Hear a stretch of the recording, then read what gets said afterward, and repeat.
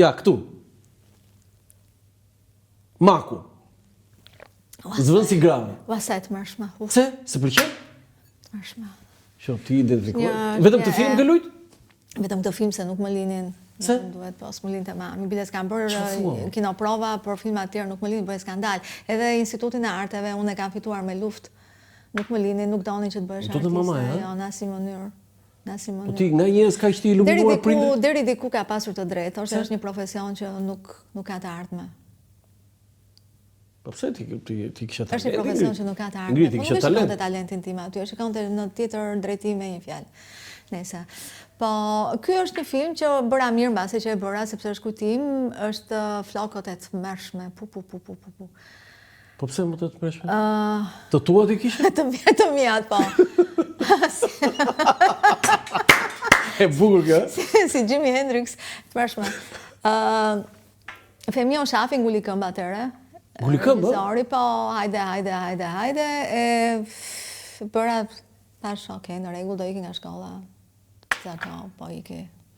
Kishim aty mbaj mend për shembull çfarë më kujtohen nga xhirimet e filmit. Xhirimet ishin pjesa më jo interesante. Pjesa më interesante ishin këto bisedat aty, ishte Madu, që ishte çakist. E mbaj mend t'ja marr për marr. Po.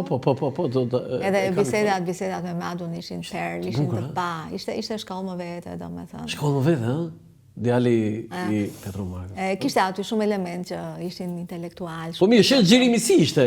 Sheshi xhirimit. Se ti ke njohur aktor aty, Mirushka Bashin. Pa diskutim. Mirushi ka qenë shumë I këndshëm, dhe shumë I talentuar.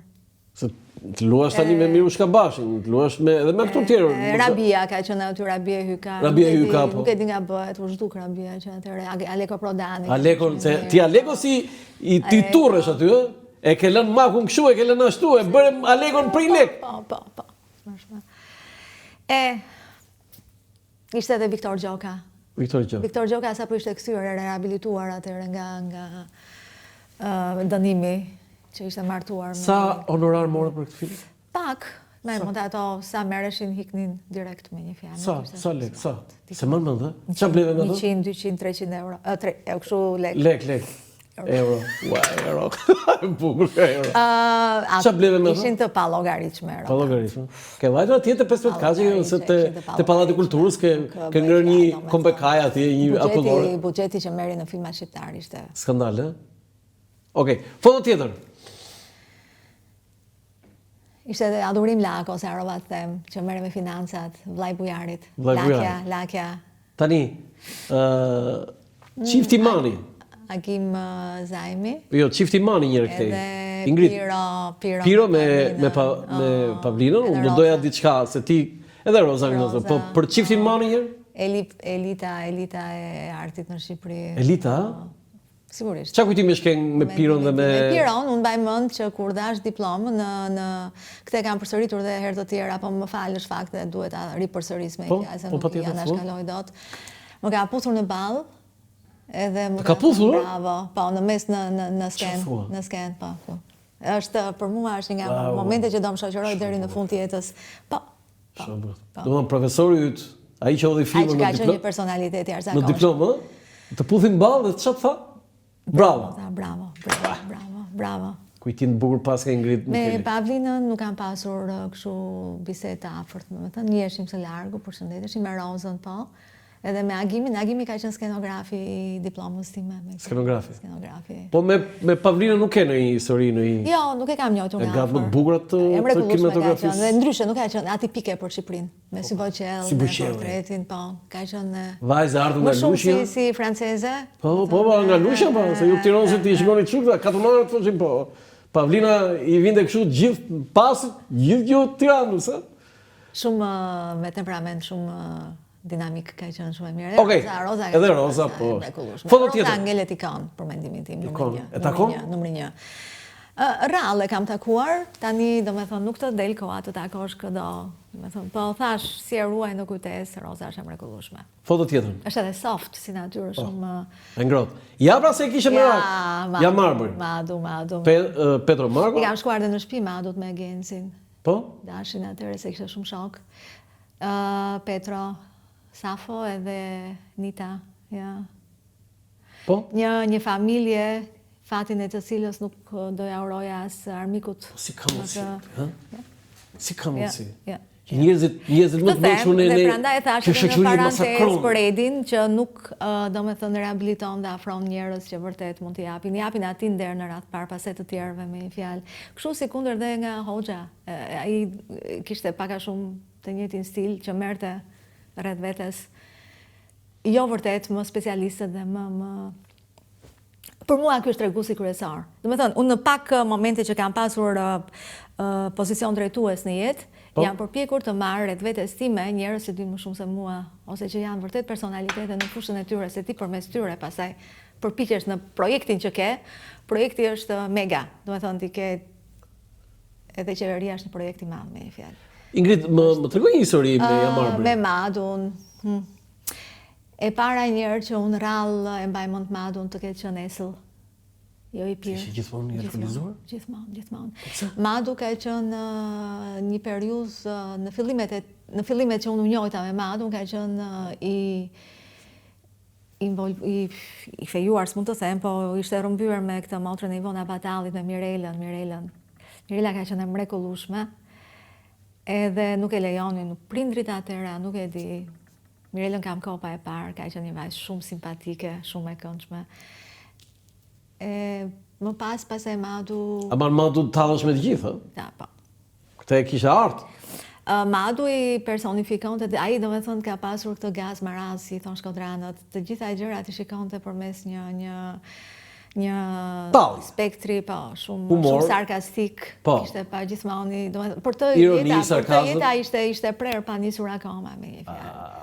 Atë e futën në burg që kur ishte fare i ri, domethënë dhe çfarë mund të presësh nga një njerëz që është jashtëzakonisht i pasur, që trashëgon një pasuri intelektuale, kulturore nga një familje e tillë. Petro për shembull ka qenë titan, për mendimin tim ka qenë shumë i talentuar. Titan, Po, ka qenë shumë i talentuar. Ja kishe lexuar që atëherë roman? Hasalavistën, po.